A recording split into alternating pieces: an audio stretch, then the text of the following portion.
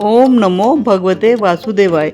आज हम माघ मास महत्तम कथा के 11वें अध्याय से कथा का श्रवण आरंभ करेंगे। यमदूत कहने लगा कि हे वैश्य, मनुष्य को सदैव शालिग्राम की शिला में तथा गोमती चक्र में भगवान वासुदेव का पूजन करना चाहिए, क्योंकि सब पापों का नाश करने वाले, सब पुण्यों को देने वाले तथा मुक्ति प्रदान करने वाला भगवान विष्णु का इसमें निवास होता है। जो मनुष्य शालिग्राम की शिला या हरि चक्र में पूजन करता है वे अनेक मंत्रों का फल प्राप्त कर लेता है। जो फल देवताओं को निर्गुण ब्रह्म की उपासना में मिलता है, वही फल मनुष्य को भगवान शालिग्राम का पूजन करने से मिलता है और उसे यमलोक नहीं जाना पड़ता। भगवान को लक्ष्मी जी के पास अथवा बैकुंठ में इतना आनंद नहीं आता जितना शालिग्राम की शिला या गोमती चक्र में निवास करने में आता है। स्वर्ण कमल युक्त करोड़ों शिवलिंग के पूजन से इतना फल नहीं मिलता जितना एक दिन शालिग्राम के पूजन से फल मिलता है। भक्ति पूर्वक शालिग्राम का पूजन करने से विष्णु लोक में वास करके मनुष्य चक्रवर्ती सम्राट होता है। काम, क्रोध, लोभ, मोह, अहंकार से युक्त होकर भी मनुष्य शालिग्राम का पूजन करने से बैकुंठ में प्रवेश करने का अधिकारी हो जाता है। जो सदैव शालिग्राम का पूजन करते हैं वह प्रलय काल तक स्वर्ग में वास करते हैं। जो दीक्षा, नियम और मंत्रों से चक्र में बलि देता है वह निश्चय करके विष्णु लोक को प्राप्त होता है। जो शालिग्राम के जल से अपने शरीर को अभिषेक करता है वह मानो संपूर्ण तीर्थों में स्नान करता है। गंगा, रेवा, गोदावरी सबका जल शालिग्राम में वास करता है। जो मनुष्य शालिग्राम की शिला के सन्मुख अपने पिता का श्राद्ध करता है उसके पितर कई कल्प तक स्वर्ग में वास करते हैं। जो लोग नित्य शालिग्राम की शिला का जल पीते हैं उनके हजारों बार पंचगव्य पीने से क्या प्रयोजन। यदि शालिग्राम की शिला का जल पी लिया तो सहस्त्र तीर्थों के करने का क्या लाभ। जहाँ पर शालिग्राम है वह स्थान तीर्थ स्थान के समान ही है। वहाँ पर किए गए संपूर्ण दान, होम करोड़ों गुना फल प्रदान करने वाले होते हैं। जो एक बूंद भी शालिग्राम का जल पीता है वह माता के स्तनों का दूध पान नहीं करता, अर्थात गर्भाशय में नहीं आता। शालिग्राम शिला में जो कीड़े मकोड़े एक कोस के अंतर में मरते हैं वह भी बैकुंठ को प्राप्त होते हैं। जो फल वन में तप करने से प्राप्त होता है वही फल भगवान को सदैव स्मरण करने से प्राप्त होता है। मोहवश अनेक प्रकार के घोर पाप करने वाला मनुष्य भी भगवान को प्रणाम करने से नरक में नहीं जाता। संसार में जितने तीर्थ और पुण्य स्थान हैं वो सब भी केवल शालिग्राम भगवान का केवल नाम मात्र से प्राप्त हो जाते हैं। यमदूत कहने लगा कि जो कोई प्रसंगवश भी एकादशी के व्रत को करता है वह दुखों को प्राप्त नहीं होता। मास की दोनों एकादशी भगवान पद्मनाभ के दिन हैं। जब तक मनुष्य इन दिनों में व्रत नहीं करता उसके शरीर में पाप बने रहते हैं।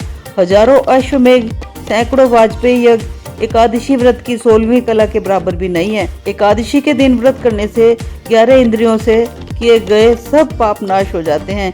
गंगा, गया, काशी, पुष्कर, कुरुक्षेत्र, यमुना, चंद्रभागा कोई भी नदी का स्नान एकादशी के समान नहीं है। इस दिन व्रत करके मनुष्य अनायास ही वैकुंठ लोक को प्राप्त हो जाता है। एकादशी को व्रत और रात्रि का जागरण करने से माता पिता और स्त्री के कुल की 10-10 पीढ़ियां उद्धार पाती हैं और वह पीताम्बरधारी होकर भगवान के निकट रहते हैं। बाल, युवा और वृद्ध सब तथा पापी भी व्रत करने से नरक में नहीं जाते। यमदूत कहता है, हे वैश्य, मैं तुमसे नरक से बचने का धर्म कहता हूँ। मन, कर्म और वचन से प्राणी मात्र का द्रोह न करना, इंद्रियों को वश में रखना, दान देना, भगवान की सेवा करना, नियम पूर्वक वर्णाश्रम धर्म का पालन करना, इन कर्मों के करने से मनुष्य नरकगामी होने से बचा रहता है। स्वर्ग प्राप्त करने की इच्छा से मनुष्य गरीब भी हो तो भी जूता, छतरी, अन्न, धन, जल कुछ न कुछ दान देता रहे तो वह स्वर्ग का अधिकारी हो जाता है। दान देने वाला मनुष्य कभी भी यम की यातना को नहीं भोगता तथा दीर्घायु और धनी होता है। मनुष्य सदैव धर्म के कार्यों से ही स्वर्ग प्राप्त कर सकता है। इसलिए मनुष्य को बाल्यावस्था से ही धर्म के कर्मों का अभ्यास करना चाहिए। विकुंडल आगे कहने लगा कि तुम्हारे वचनों से मेरा चित्त अति प्रसन्न हुआ, क्योंकि सज्जनों के वचन सदैव गंगा जल के समान पापों का नाश करने वाले होते हैं। उपकार करना तथा प्रिय बोलना सज्जनों का स्वभाव ही तो होता है। जैसे अमृत मंडल चंद्रमा को भी ठंडा कर देता है। अब कृपा करके यह भी बतलाइए कि किस प्रकार मेरे भाई का भी नरक से उद्धार हो सकता है। तब दूत कुछ देर ज्ञान दृष्टि से विचार कर मित्रता रूपी रस्से से बंधा हुआ बोला कि हे वैश्य, यदि तुम अपने भाई के लिए स्वर्ग की कामना करते हो तो जल्दी ही अपने 8 जन्म के पुण्य फल को उसके निमित्त अर्पण कर दो। तब विकुंडल ने कहा कि हे दूत, वह पुण्य क्या है और मैंने कौन से जन्म में और कैसे किया, सो सब मुझे बतलाओ, फिर मैं अपना पुण्य अपने भाई को दे दूंगा। दूत कहने लगा कि हे वैश्य सुनो, मैं तुम्हारे पुण्य की सब कथा कहता हूँ। पूर्व समय में मधुवन में शाल्की नाम का एक ऋषि था। वह बड़ा तप करने वाला, ब्रह्मा के समान तेज वाला, नवग्रह की तरह उसकी स्त्री रेवती के 9 पुत्र थे, जिनमें से ध्रुव, शशि, बुध, तार, ज्योतिर्मान इन 5 ने गृहस्थ आश्रम धारण किया तथा निर्मोह, जितमाय, ध्यान निष्ठ और गुणातग ये चारों संन्यास ग्रहण कर वन में रहने लगे। वह शिखा सूत्र से रहित पत्थर और सोने को समान समझते थे। जो कोई अच्छा या बुरा उनको अन्न देता वही खा लेते और कोई कैसा ही कपड़ा दे देता था उसको वही पहन लेते थे। सदैव ब्रह्म के ही ध्यान में लगे रहते। इन चारों ने व्रत, शीत, निद्रा और आहार सबको जीत लिया था। बस चर अचर को विष्णु रूप समझते हुए मौन धारण करके संसार में विचरते थे। ये चारों महात्मा तुम्हारे घर आए। जब तुमने मध्याह्न के समय भूखे प्यासे इनको आंगन में देखा तो तुमने गदगद कंठ से आंखों में आंसू भरकर इनको नमस्कार करके इनका बड़ा आदर सत्कार किया। इनके चरणों को धोकर बड़े प्रेम से तुम इनसे कहने लगे कि आज मेरे अहोभाग्य हैं, आज मेरा जन्म सफल हुआ, मुझ पर भगवान प्रसन्न हुए, मैं सनात हुआ, मेरे माता पिता, पत्नी, पुत्र, गो आदि सभी धन्य हैं जो आज मैंने हरि के दृश्य आपके दर्शन किए। सो हे वैश्य, इस प्रकार तुमने श्रद्धा से उनका पूजन किया और चरण धोकर जल को मस्तक से लगाया। फिर विधि पूर्वक इनका पूजन करके तुमने इन सन्यासियों को भोजन करवाया। इन सन्यासियों ने भोजन करके रात को तुम्हारे घर में ही विश्राम किया और ब्रह्मा के ध्यान में लीन हो गए। इन सन्यासियों के सत्कार से जो पुण्य तुमको मिला सो मैं भी कहने में असमर्थ हूँ, क्योंकि सब भूतों में प्राणी श्रेष्ठ है। प्राणियों में बुद्धि वाले, बुद्धि वालों में मनुष्य, मनुष्यों में ब्राह्मण, विद्वानों में पुण्यात्मा और पुण्यात्माओं में ब्रह्मज्ञानी सर्वश्रेष्ठ है। ऐसे संतों की संगति से बड़े बड़े पाप नष्ट हो जाते हैं। यह पुण्य तुमने अपने पहले 8वें जन्म में किया था। सो यदि तुम अपने भाई को नरक से मुक्त कराना चाहते हो तो यह पुण्य दे दो। सो दूत के ऐसे वाक्य सुनकर उसने प्रसन्न चित्त से अपना पुण्य अपने भाई कुंडल को दे दिया और वह नरक से मुक्त हो गया और दोनों भाई देवताओं से पूजित किए गए। तब दूत अपने स्थान को चला गया। इस प्रकार वैश्य के पुत्र विकुंडल ने अपना पुण्य देकर अपने भाई को नरक की यातना से छुड़वाया। सो हे राजन, जो कोई इस इतिहास को पढ़ता या सुनता है वह 1000 गोदान का फल प्राप्त करता है। कृतवीर्य जी आगे बोले कि हे विप्र श्रेष्ठ, किस प्रकार एक वैश्य माघ स्नान के पुण्य से पापों से मुक्त होकर दूसरे के साथ स्वर्ग को गया सो मुझसे कहिए। तब दत्तात्रेय जी कहने लगे कि जल स्वभाव से ही उज्जवल, निर्मल, शुद्ध, मलनाशक और पापों को धोने वाला है। जल सब प्राणियों का पोषण करने वाला है, ऐसा वेदों ने कहा है। मकर के सूर्य माघ मास में गो के पैर डूबने योग्य जल में भी स्नान करने से मनुष्य स्वर्ग को प्राप्त होता है। यदि सारा मास स्नान करने में अशक्त हो तो 3 दिन ही स्नान करने से पापों का नाश होकर थोड़ा ही दान करे वह भी धनी और दीर्घायु होता है। 5 दिन स्नान करने से चंद्रमा के सदृश शोभायमान होता है। इसलिए अपना शुभ चाहने वालों को माघ में बाहर स्नान करना चाहिए। अब मास में स्नान करने वालों के नियम कहता हूँ।